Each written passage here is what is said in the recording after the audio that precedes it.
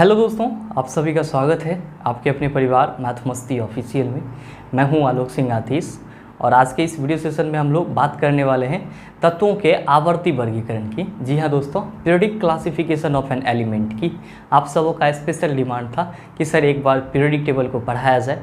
तो आज का ये वीडियो सेशन आपके पीरियोडिक टेबल का पहला क्लास होगा। तो आइए शुरू करते हैं हम लोग अपने आज के इस सेशन की और देखते हैं एग्ज़ाम रेलेवेंट क्या कुछ सीख पाते हैं। दोस्तों, जब हम लोग तत्वों के आवर्ती वर्गीकरण की बात करते हैं या सीधे सीधे हम लोग पीरियोडिक टेबल की बात करते हैं तो जो सबसे पहला ख्याल हमारे मन में आता है सर कि सर पीरियोडिक टेबल होता क्या है। पहला ख्याल हमारे मन में यही आता है। अच्छा, पीरियोडिक टेबल को हम लोग हिंदी में क्या कहते हैं? आवर्त सारणी कहते हैं। तो आप सब कहेंगे कि सर बताइए आवर्त सारणी क्या होता है। अच्छा, आप ये तो समझ ही रहे होंगे ना कि सारणी बनाने का मतलब क्या हुआ, या अगर कहीं पे सारणी लिखा हुआ है तो इसका मतलब क्या हुआ। तो आप कहेंगे सर सारणी बनाने का मतलब हुआ टेबल। तो पीरियोडिक टेबल आपका है क्या? वो तो जस्ट लाइक एक सारणी है, एक चार्ट है। अच्छा, ये कौन सा चार्ट है? आप इसको किस तरह का चार्ट मानते हैं? या आप कभी सोचे हैं कि हमको पीरियोडिक टेबल क्यों पढ़ना है या क्यों पढ़ना चाहिए? तो आप में से बहुत सारे कहेंगे कि सर एग्जाम में क्वेश्चन पूछे जाएंगे इसीलिए पढ़ना चाहिए। लेकिन अगर आप केमिस्ट्री को समझना चाहते हैं तो पीरियोडिक टेबल आपको समझना होगा। क्यों? क्योंकि केमिस्ट्री जो है उसमें हम लोग क्या करते हैं सर? तो आप कहेंगे कि सर हमारे पास टोटल 118 एलिमेंट हैं और उसी 118 एलिमेंट के भौतिक और रासायनिक गुण का हम लोग स्टडी करते रहते हैं। कभी कार्बन कंपाउंड का करते हैं, कभी सिलिकॉन के कंपाउंड का करते हैं। भाई पढ़ते क्या हैं आप? उसी तत्व का संयोजकता निकालते हैं, उसी तत्व का वैलेंसी निकालते हैं, उसी तत्व का इलेक्ट्रॉनिक कन्फिग्रेशन निकालते हैं। मतलब आप सीधे सीधे ये कहते हैं कि सर केमिस्ट्री का मतलब ही हुआ कि हमारे पास जितने भी एलिमेंट हैं उन सब का कैरेक्टरिस्टिक्स क्या है, उनका प्रॉपर्टीज़ क्या है, इन सब चीज़ों का अध्ययन करना। मेरे मित्र, मैं यही समझाना चाहता हूं आपको कि केमिस्ट्री में आपके पास टोटल 118 एलिमेंट हैं। 118 एलिमेंट हैं और इस 118 एलिमेंट को बिल्कुल ही आसान और सरल भाषा में समझने के लिए हम लोग क्या बनाते हैं सर? आवर्त सारणी बनाते हैं, पीरियोडिक टेबल बनाते हैं। अब ये पीरियोडिक टेबल की डेफिनेशन क्या होती है, परिभाषा क्या होती है? तो बहुत ही आसान सा परिभाषा होता है। आप लोग लिखना चाहें तो लिख सकते हैं क्या कि किसी मौलिक गुण को आधार बना करके, आप लोग लिखना चाहें तो लिख सकते हैं आवर्त सारणी का डेफिनेशन कि किसी मौलिक गुण को आधार मानकर किया गया तत्वों का ऐसा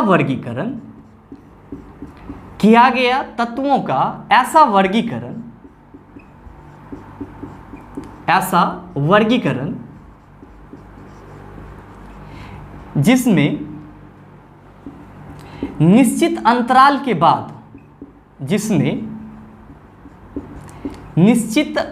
के बाद समान गुण वाले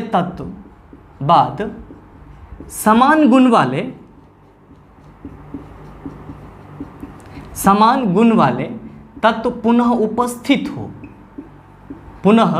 उपस्थित हो क्या कहलाता है सर? आवर्त सारणी कहलाता है।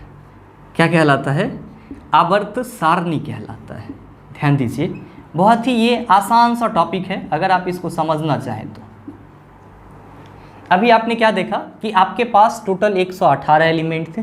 हमने बोला कि इन्हीं सारे एलिमेंट का भौतिक और रासायनिक गुण हमको समझना है। उसके लिए क्या करेंगे? आवर्त सारणी बनाएंगे। तो ये जो टेबल बनाएंगे, हम लोग कोई भी अपने डेली लाइफ में टेबल बनाते हैं तो उसका एक आधार होता है। तो आवर्त सारणी जो हम बनाएंगे इसमें क्या आधार होगा? तो हम लोग यहाँ पे क्या कह रहे हैं कि किसी मौलिक गुण को आधार बनाकर, भैया किसके मौलिक गुण को आधार बनाकर? तो तत्वों के किसी मौलिक गुण को आधार मान करके किया गया तत्वों का ऐसा वर्गीकरण। मतलब क्या कि तत्व के किसी फंडामेंटल प्रॉपर्टीज को हम आधार मान लिए और उसको क्या कर दिए कि एक अलग अलग ग्रुप और पीरियड में उसको डिवाइड करते चले गए। और उसमें एक खास बात का ध्यान ये रहा कि जैसे ही हम लोग उसको अलग अलग ग्रुप या वर्ग में या आवर्त में डिवाइड करते चले गए तो निश्चित अंतराल के बाद समान गुण वाला तत्व हमको पुनः मिलते चला गया। इसी को हम लोगों ने किसका नाम दे दिया? आवर्त सारणी का नाम दे दिया, पीरियोडिक टेबल का नाम दे दिया। मेरे मित्र, आप जो आवर्त सारणी में ग्रुप और वर्ग की बात करते हो तो आप कहते हो कि किसी तत्व की जो संयोजकता होती है वही उसका वर्ग की संख्या होती है। तो भाई मान लो कि सोडियम का आपका जो सोडियम है उसकी संयोजकता कितनी होती है? आप कहेंगे सर 1 होती है। तो अब सोडियम जिस वर्ग में होगा तो उसी वर्ग में ऐसे और भी तत्व होंगे जिसकी संयोजकता 1 होगी, जाहिर सी बात है। तो उस वर्ग में तो बहुत सारे तत्व होंगे ना। आपको मालूम पड़ गया कि किसी तत्व का जो संयोजकता होगा उसके वर्ग संख्या को बताएगा, या आपको ये मालूम चल गया कि जो तत्व जिस वर्ग में होगा वो उसकी क्या होगी? संयोजकता होगी। तो आपका सोडियम वर्ग 1 में है तो सोडियम का संयोजकता क्या हो गया? 1 हो गया। तो दोस्तों इसी सब टाइप के जो प्रॉपर्टीज थे, इन्हीं सब टाइप के जो गुण थे जो उसके फंडामेंटल प्रॉपर्टीज के अंतर्गत आते थे, तो तत्वों के किसी एक मौलिक गुण को आधार मान करके, तत्वों के किसी एक मौलिक गुण को आधार मान करके तत्वों का हम लोग एक ऐसा वर्गीकरण करते हैं जिसमें निश्चित अंतराल के बाद समान गुण वाले तत्व हमको पुनः फिर से मिल जाता है।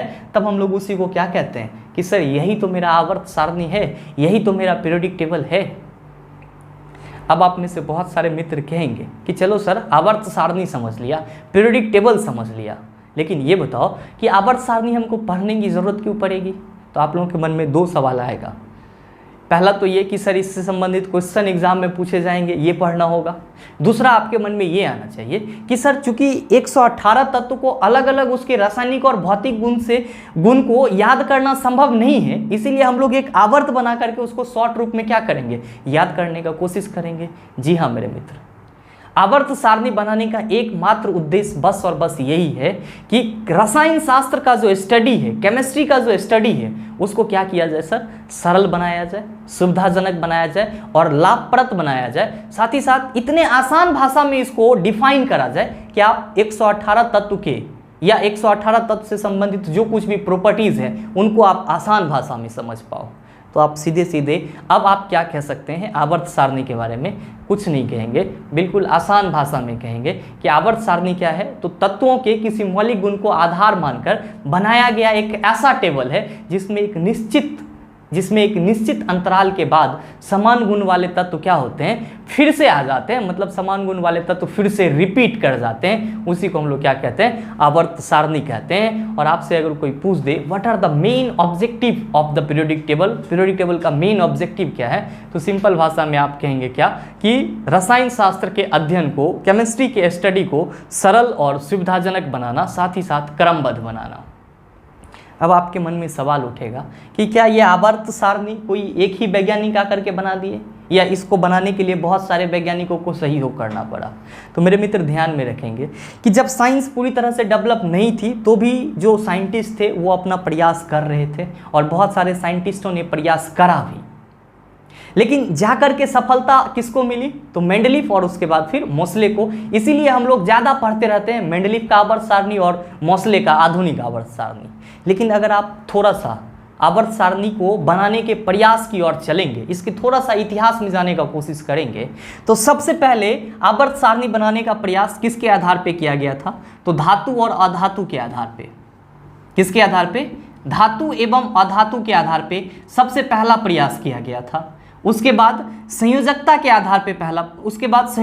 आधार पे प्रयास करा गया, वैलेंसी के आधार पे प्रयास करा गया। ध्यान में रखेंगे कि धातु और अधातु के आधार पे तत्वों को आवर्त सारणी में या तत्वों को वर्गीकृत करने का श्रेय किसको जाता है? तो लवॉज़े को जाता है, जिसको हम लोग लैवोजियर बोलते हैं। किसको जाता है सर? लैवॉज़े को जाता है। तो पहला प्रयास धातु और अधातु के आधार पे किया गया, दूसरा प्रयास संयोजकता के आधार पे किया गया। उसके बाद फिर डूमा नामक वैज्ञानिक आए, उन्होंने क्या किया सर? तो तत्वों के वर्गीकरण के लिए अपना सम्मूलक श्रेणी बनाया। तो ध्यान में रखिएगा, आपके एग्जाम में ये क्वेश्चन पूछा जाता है कि तत्वों के आवर्ती वर्गीकरण के लिए निम्नलिखित में से किस वैज्ञानिक ने सम्मूलक श्रेणी का निर्माण किया था? तो आप कहेंगे डूमा नामक वैज्ञानिक ने। किसने सर? डूमा नामक वैज्ञानिक ने। इसके बाद एक और साइंटिस्ट आए, लोथर मेयर साहब। लोथर मेयर, इन्होंने अपना आधार क्या बनाया? तो सर इन्होंने परमाणु का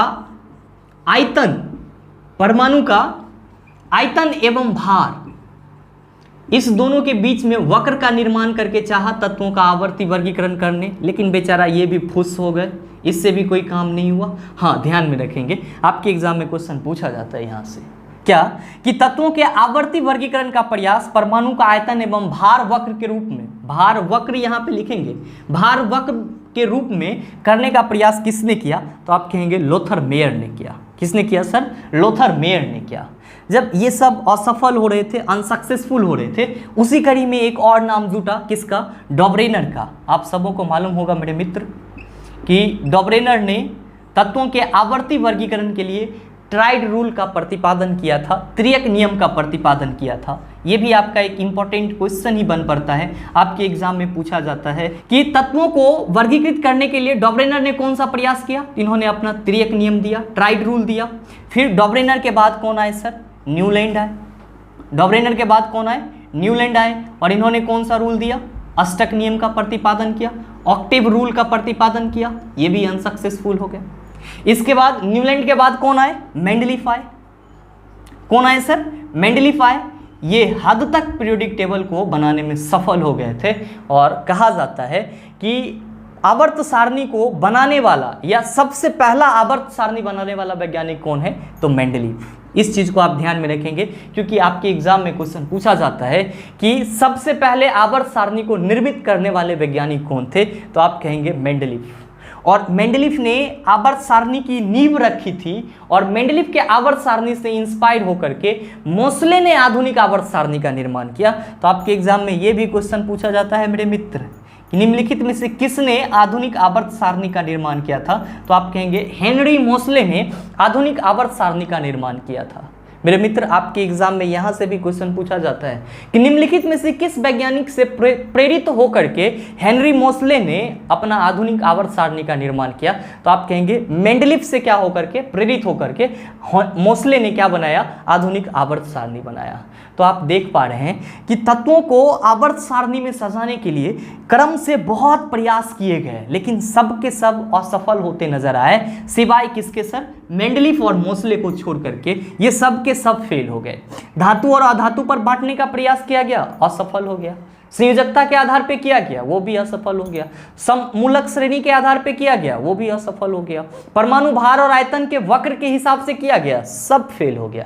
हालांकि डॉबरेनर का ट्राइड रूल भी फेल हो गया था, ये भी कुछ हल्के तत्व के लिए ही सही था। ये भी डॉबरेनर के त्रियक, जो इसका त्रियक तत्व था, उसी तक सीमित था। आगे ये और किसी चीज के बारे में एक्सप्लेन ही नहीं कर पा रहा था। न्यूलैंड का अष्टक नियम भी कुछ ही तत्व तक सीमित रहा, और न्यूलैंड बाबा तो और भी कमाल के थे। इन्होंने अपने रीजन तक बोल दिया कि प्रकृति में केवल 56 तत्व ही ज्ञात हैं, और बोला कि अब 56 तत्व ही रहेंगे। लेकिन ऐसा नहीं था, धीरे धीरे जैसे जैसे समय बढ़ता चला गया, नए नए तत्व आपको मिलते चले गए। तो आपके एग्जाम में ये भी क्वेश्चन पूछे जाते थे कि न्यूलैंड के अनुसार प्रकृति में टोटल कितने तत्व पाए जाते हैं? तो न्यूलैंड ने ऐसा अनुमान लगाया था कि प्रकृति में केवल 56 तत्व ही पाए जाते हैं। ध्यान में रखिएगा, आपका क्वेश्चन एक और यहाँ से निकल के आ जाता है कि आपसे ये भी पूछ देता है कि मेंडलीफ के समय में तत्वों की कुल संख्या कितनी थी? तो आप कहेंगे 63 थी। कितनी थी सर? 63 थी। मेरे मित्र, आप सभी कहेंगे कि सर हमारे एग्जाम में क्वेश्चन कहाँ से पूछे जाते हैं? तो मैंने आपको जो यहाँ पे 3-4 पॉइंट बताया, सममूलक श्रेणी और ये परमाणु का आयतन एवं भार वक्र, अगर आपसे एग्जाम में क्वेश्चन पूछ दिया तो ठीक है, न तो अब ज़्यादा क्वेश्चन इससे ना मिलता है। आपको ज़्यादा क्वेश्चन कहाँ से मिलता है? तो सर इस 4 पॉइंट से आपको देखने को मिलते हैं। और पीरियोडिक टेबल जो हम लोग सही मायने में पढ़ते हैं, तो कहाँ से पढ़ना स्टार्ट करते हैं? तो डॉबरेनियर के त्रियक नियम से, न्यूलैंड के अष्टक नियम, मेंडलीफ के आवर्त नियम और मोसले के आवर्त नियम। पीरियोडिक टेबल में सही मायने में हम लोग इन्हीं चारों रूल का अध्ययन करते हैं। अब आप क्या कहेंगे कि सर अब ये बताओ कि डॉबरेनर का त्रियक नियम क्या होता है, डॉबरेनर का ट्राइड रूल क्या होता है? तो पहले आप एक बार वीडियो को पॉज करके ये डेफिनेशन को लिखिए, उसके बाद आप लिखेंगे तत्वों के आवर्ती वर्गीकरण का इतिहास, फिर आप इसको लिखेंगे, उसके बाद हम लोग बात करते हैं डॉबरेनर के ट्राइड रूल की, डॉबरेनर के त्रियक नियम की। अब हम लोग बात कर लेते हैं डॉबरेनियर के ट्राइड रूल्स का। आप लोग सीधे सीधे हेडिंग दे दीजिएगा त्रियक नियम, जिसको हम लोग इंग्लिश में क्या बोलते हैं? जिसको हम लोग इंग्लिश में ट्राइड रूल बोलते हैं। क्या बोलते हैं सर? ट्राइड रूल बोलते हैं। और इस ट्राइड रूल को दिया किसने था? डॉबरेनर ने दिया था। डॉबरेनर कहाँ के वैज्ञानिक थे सर?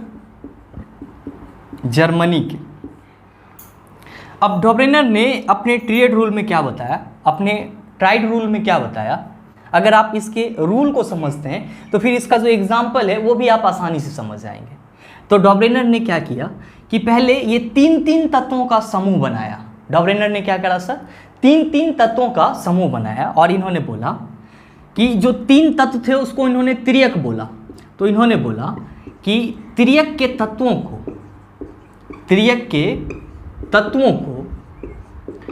उसके बढ़ते हुए, त्रियक के तत्वों को उसको बढ़ते हुए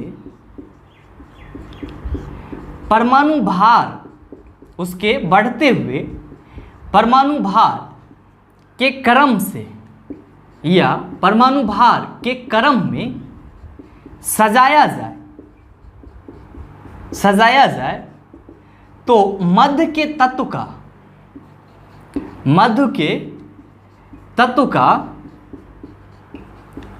परमाणु भार, मध्य के तत्व का परमाणु भार किनारे के तत्वों के